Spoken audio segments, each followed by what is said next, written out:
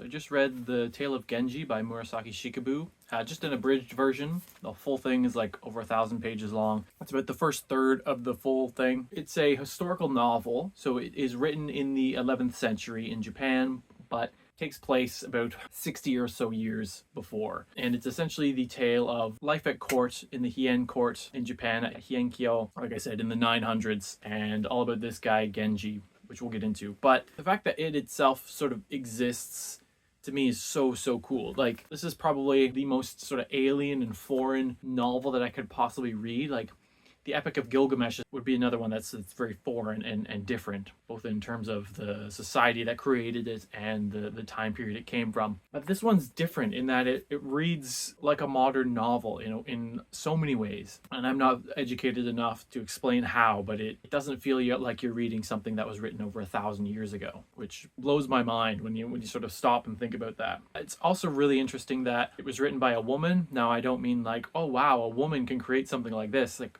obviously they can, but the fact that a society existed 1,000 years ago in which women could be educated enough to and have a voice to write something like this and have it preserved and carried on. Like, how many women's voices do we hear in history, let alone 1,000-year-old history? And how it's acknowledged as sort of a masterpiece, one of the founding works of an entire civilization. It makes it stand out. It doesn't make it sort of any more special in itself. It's just the sort of the context of its creation is fascinating. Now, it is in translation, and I feel like it's sort of this feeling of I'm kind of missing out, and I'm never really going to be able to fully appreciate a work like this unless I could read and write and speak Japanese and Chinese, and not just modern, but 1,000-year-old Chinese and Japanese, because in translation, a lot is lost, especially the poetry. There's a lot of poetry throughout this book. Poetry is extremely important in this society. And the translator, Royal Tyler, he does try to translate the poems, but I still have that feeling like, oh, if I could actually read the original, like, what am I missing by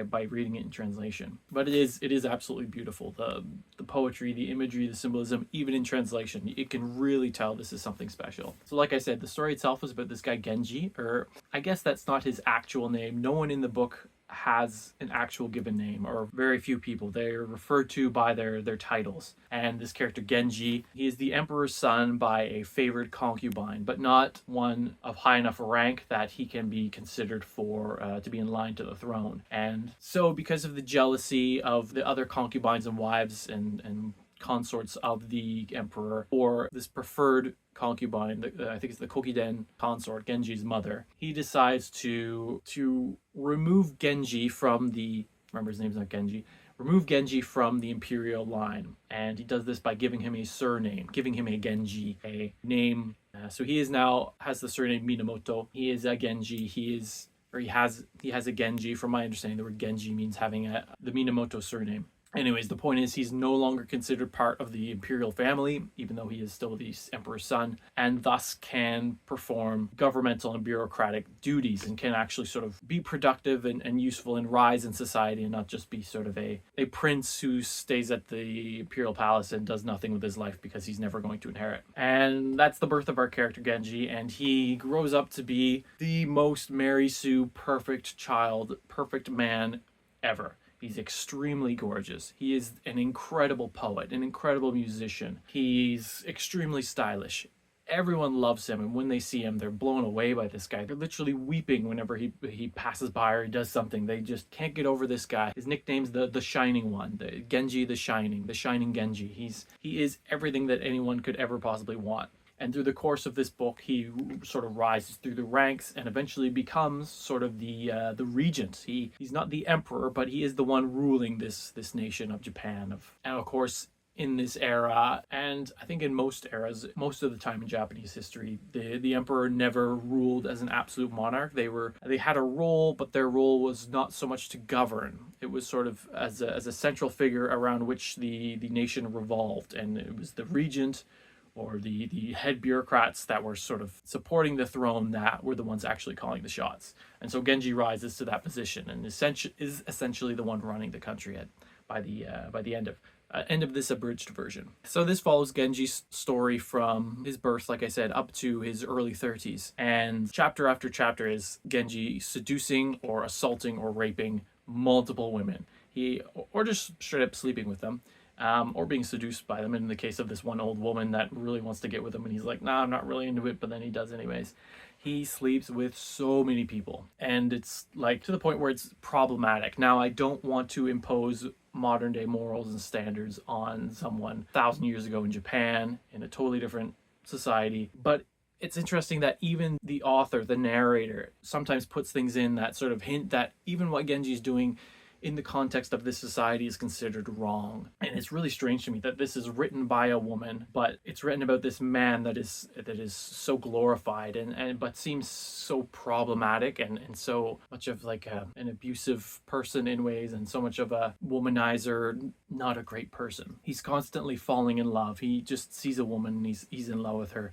He, like I said, he rapes many women, although the word rape is never used. He sort of forces himself upon them and they sort of give in eventually, but again, by modern definitions, it would be a rape. There's one time when a girl dies soon after he gets with her, and the next morning he wakes up and she's dead, and this really shakes him, but of course we never hear about that girl again. He never mentions her. He has this weird thing for his mother, so his mother dies when he's very young, and the emperor, because Genji's mother had been the emperor's favorite, the emperor then finds another consort that reminds him of Genji's mother, that is seen by a lot of people as to be similar to Genji's mother, and this is the Fujitsubo consort, and she becomes the object of Genji's love. Now, it's weird, I know, but he is in love with this woman who's a bit older than him. He does everything he can to get with her, and he does eventually sleep with her, and in fact gets her pregnant. And the child that she then bears, she does not say that it's Genji's. They keep this quiet. I mean, obviously, she's the emperor's consort. And the child, so Genji's child, becomes the heir apparent, and eventually, in this novel, becomes the emperor himself. So the emperor is Genji's son, which would be the grandson of the previous emperor. And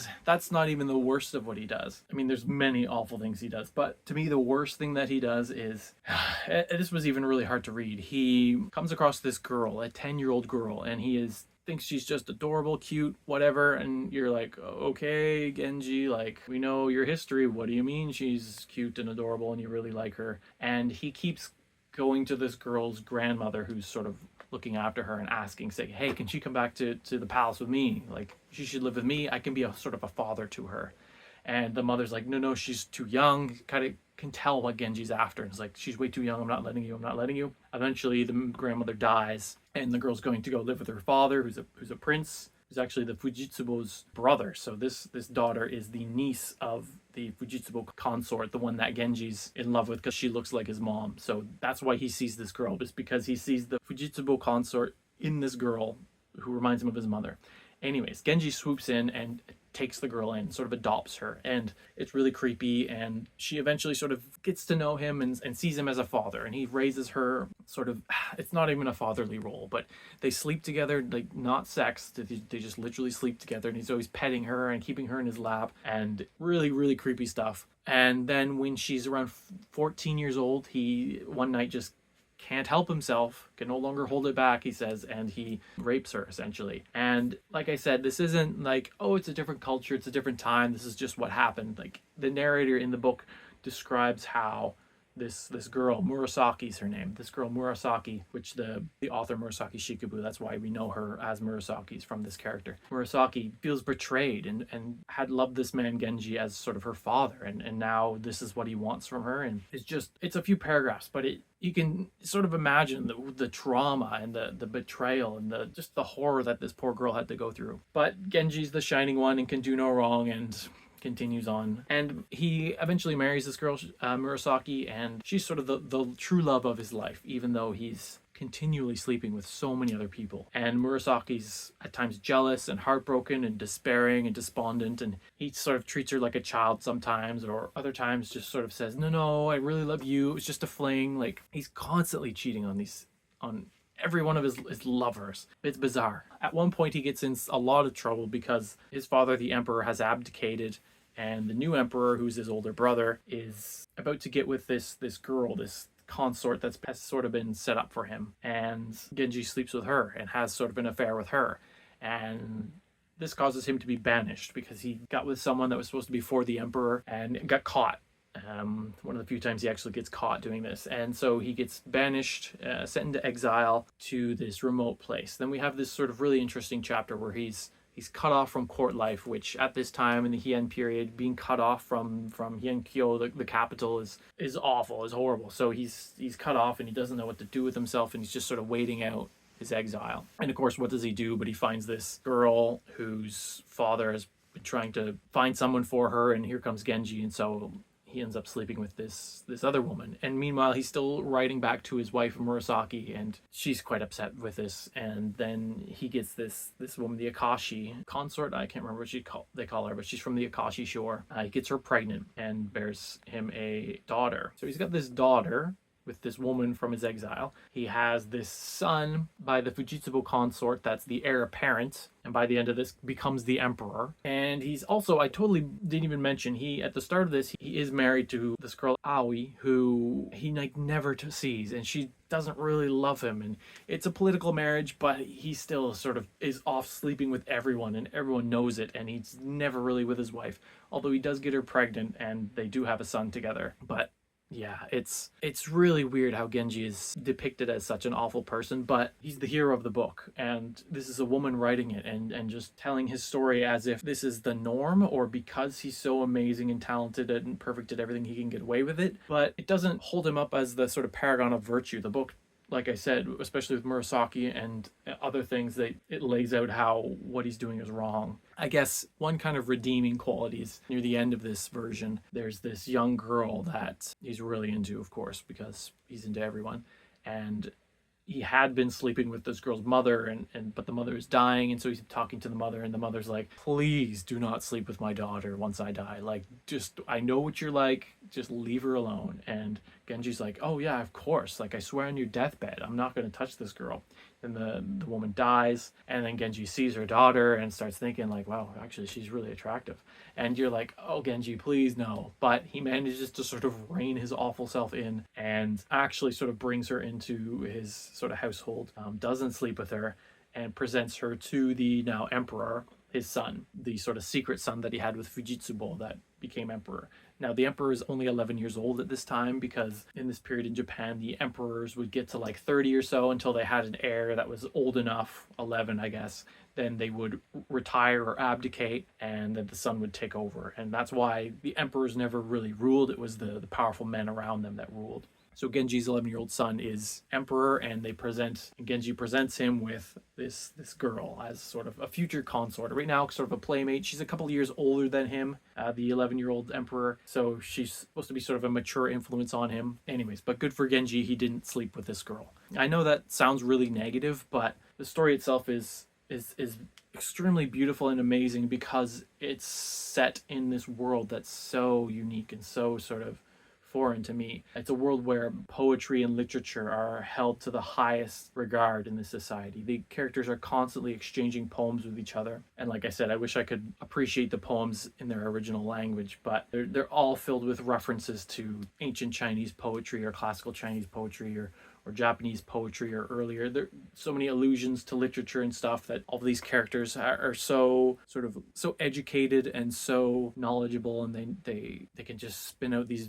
beautiful turns of phrases, and they're constantly like weeping over the beauty of things and the tragedy of life. And there's just it's so rich. There's so much to it, even in this abridged version. But like I said, it's not written like you think 1,000 years ago. Like I don't even know what was written 1,000 years ago. Like when was Beowulf written? 700s, 800s? I guess this would be a couple of years after that. But I'm sure there are some European things that have been written in the 900s, 1000s. But I don't think there could be anything like this. It feels like such a modern story, the way it's describing this character and the character's thoughts and the character's feelings, and then the feelings of the other characters that they're interacting with and the different events that are happening. And like I said, it feels almost nonfiction the way it's described, because it's a historical account and just one of the most unique things I've ever read. I'm glad I read the abridged version because it's quite an undertaking to read the full thing. And maybe someday when I have lots of time, I will tackle that. I'd like to read the Pillow Book by Sei Shonagon, written contemporaneously with this character, but I think her writing is much more of a sort of a diaries, nonfiction, so that might be really cool too. But yeah, that was an amazing sort of look into Heian Japan. That is The Tale of Genji by Murasaki Shikibu.